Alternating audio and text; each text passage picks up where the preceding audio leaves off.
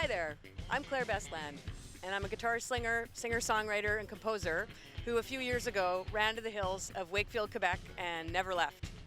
And I'm really glad I stayed, because today I get to be your host of Outaouais Live, the weekly arts magazine series devoted to showcasing the unique arts and culture of the Outaouais region of West Quebec. Each episode, we showcase artists of all practices, as well as venues, galleries, and cultural performance spaces from all over the rural region of the Outaouais. Now, ever since I came here, I've been wondering what it is about this area that attracts so many creative people of like mind. From artisans to craftspeople to musicians, visual artists, painters, writers. Maybe there's something in the water. Now, if I keep talking like this, it might turn out you do have all day.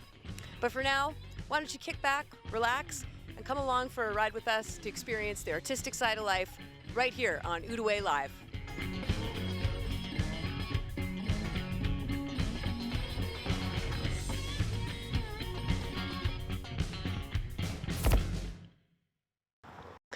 Today on episode 9 of Outaouais Live, we're right here at Smoke'n'Grill in downtown Gracefield, Quebec. Today, our musical guest is Dulce Robles. Dulce is not only a songwriter, she's an incredibly skilled and powerful vocal stylist who will be performing with percussion and keyboards today, and I'm sure you're going to love her performance. We'll also be speaking with Tina Trinh, who's the owner of Smoke'n'Grill, and she's going to tell us a little bit about her bar and restaurant, as well as some of the music that's featured here.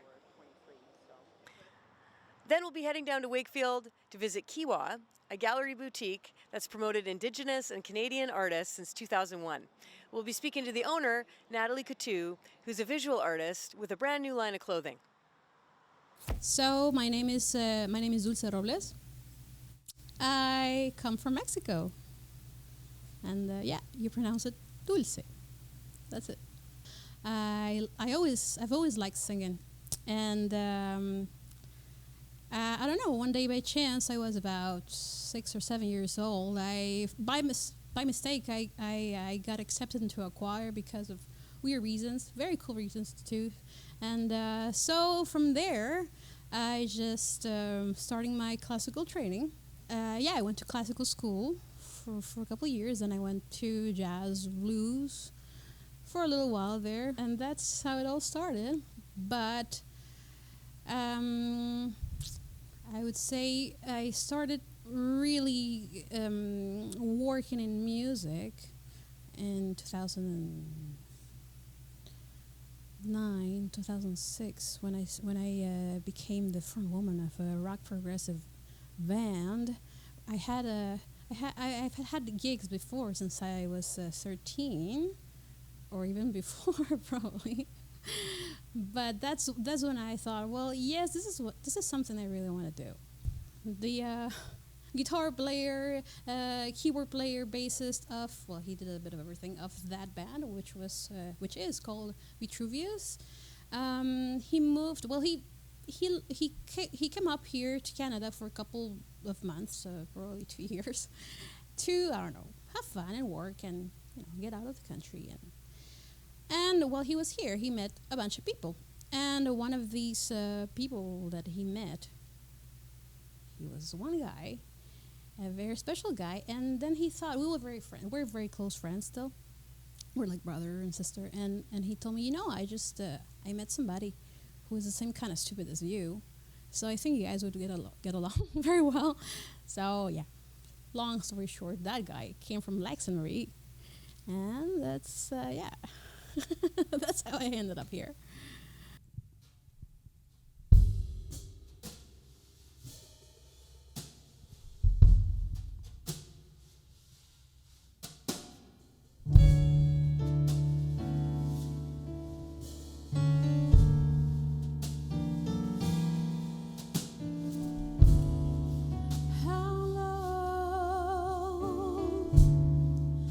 How long must I stay?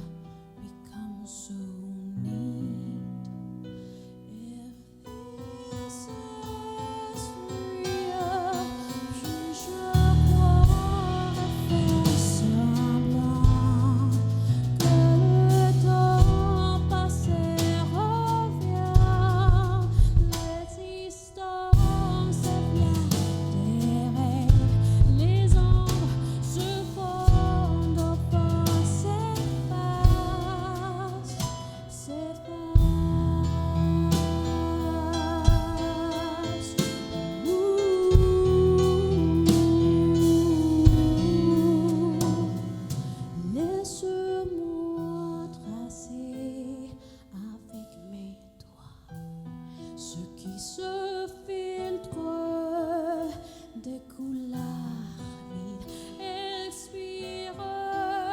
The forest whisper into my ears. The truth and the fear is standing closer. Her voice is loud and clear.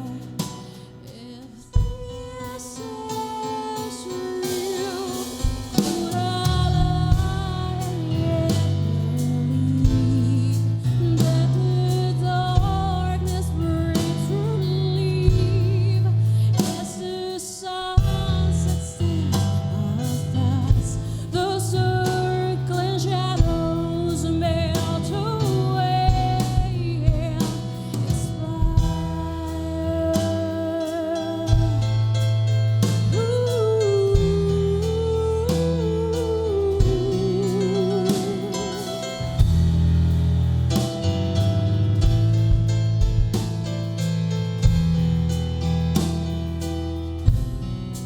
and je croirais faire semblant que le temps passé revient. Les distances épièrent des rêves, les ombres se font d'abord. Could I lie and yet believe that the darkness brings relief? As the sunset stirs our thoughts, the circling shadows melt away and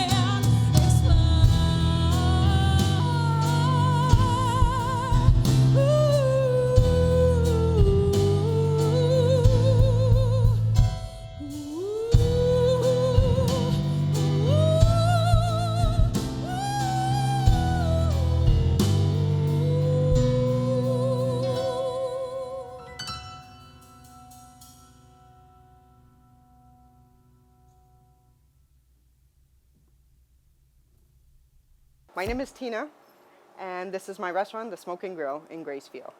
I've moved here about 19 years ago with my husband, and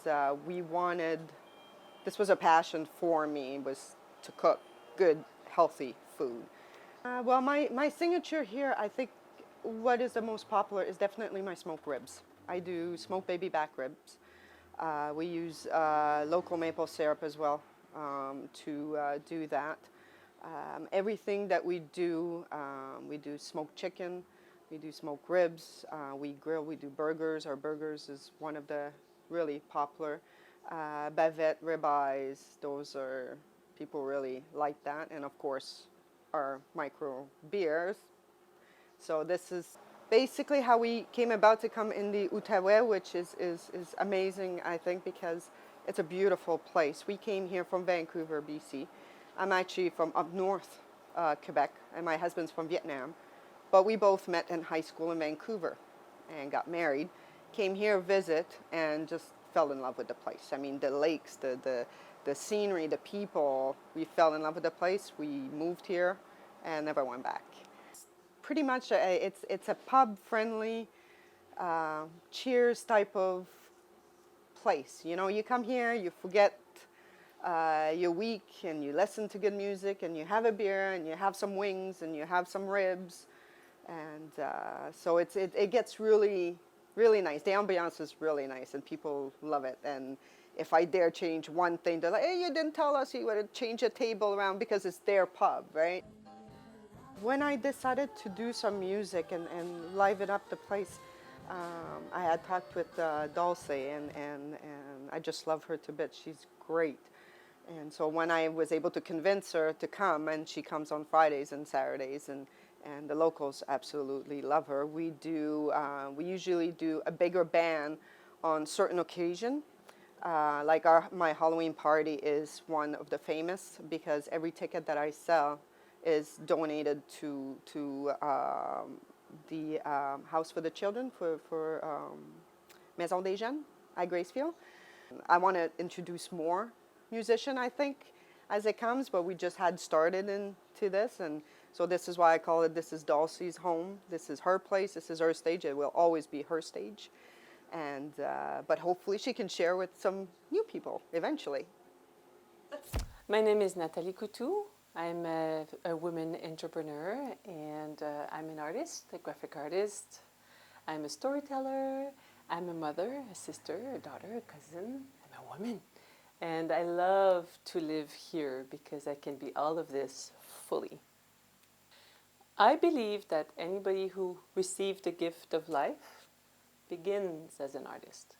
And then we walk into a journey of de-learning our connection to creativity by organizing things. So for me, I was lucky to have a very different type of father who valued the artistic ability in each and every one of us. He valued cultural difference. He was French from Europe. He arrived to Canada, and he had in his mind that he was going to meet an Indigenous woman and have children with her. So it took him 22 years before he met my mom. But when my mom and him were raising us, we grew up on a farm of 2,500 dogs, Malamutes and Huskies, and this was my universe. Oh. So difference was allowed, difference was valued, and it was a fantastic childhood of adventure. So we were at the Earl House, and in the back, we're sitting down, we're having the river magic happening to us, and the energy of all that, energy of water current, and then we hear, oh, and it just hit my heart. It sounded like the 2,500 Huskies and Malamutes owling in. And then the train arrived and I had tears. And I was experiencing a moment of reconnecting. And I thought within me, I would raise my children here. At the time, I was a consultant for the Museum of Civilization, now Museum of History. And my uncle came to visit, and I'm presenting him the collection of the Indigenous Hall and all the totem pole, and he looks at me, he goes, Nathalie, girl, you know, like if you have an idea of business, I'm backing you up. Really? And so we took the car and drove to Wakefield, and the house was for sale. And he backed me up. And he said, you know, the only thing I had to do is not miss the rent. In the story of being an idealistic in the village, I went from being a single mom, you know, on welfare, entrepreneur, and this was my culture. If you ask me what's your culture, in everything is, I could say entrepreneurship takes away the difference. You could be any color, any gender, any age, any orientation. Entrepreneurship has an inclusion feel. And this is where I stand strong. I love the aspect of standing in the middle of where we are together. And then, you know, I start to weave a web around who has what as a strength. And then we put it up and we have a big dream. This is how I welcome people in. Welcome to my dream. Welcome to this dream of community, of collective consciousness and valuing something that is ancient. In my early childhood, I became a storyteller. And people wanted to hear my story, but the thing is, they were true. And today, they animate all my images. I draw them. They have a point in time. And if I had an exhibition to make that would be according to my art, it should be on a circle, and it comes cyclical. And it's interesting because that image will never come again. So if I'm sad, if I'm blue, if I'm happy, if I'm not able to, I sketch. And then I can look in my sketches and make a bigger story. When we first started 20 years ago, our initial mission was to really open the doors to a living culture. So for us, it was to promote Indigenous, Métis, and Inuit art from across the land. And not the land as we understand it with Canada. The land as we understand it as Turtle Island. So the continent and the indigenous people that were here prior to contact, also honoring the contact, because I'm a Métis fruit of that. And I thought my father, who was French, was really into promoting cultural difference and understanding. So it was something I wanted to bring here. And in the boutique, we have people from the jewelry, people who make moccasins, maroquinerie, we say in French. We have all kinds of things that are also partnership. The more lately, we have partnership with Canadian companies. For instance, we have a company who will buy their fur from the Inuit people. Then they make a product. That I like. So it's a local partnership, and it's important. The wearable art came in as a surprise. In my junk mail one day, I had a proposition from a company who took online one of my art and say, here, what we could do for you. And they showed me what it would look to have reversible dresses and clothing made in Montreal, fair trade with vegan approach and watercolors and a process that's called sublimation. And I thought, ooh, we are sublime. This wearable art is called Giving Thanks. And this is about, this comes from a collection of 13 paintings that I opened a store with. And this one here, she's really owning her femininity, and she's thankful for her life. And here, I like to put a little token of cultural diversity. Since my father is French, she wears a French manicure. And what's really neat about this little dress is that it could give you a little black dress. So I learned about an expression called LBD. I didn't know little black dress was an acronym. So now I'm learning. I have a plan to work for this year. I found myself an associate who believes in what I do, and he's been in the industry of promoting Indigenous, Métis, and Canadian artists for 30 years. So we created a business together called L'Artiste, and we're going to start selling into other boutiques across Canada. And then what we want with this is so that it would be able to sustain the next generation in arts. Like, I want to contribute to encouraging and empowering women in the arts.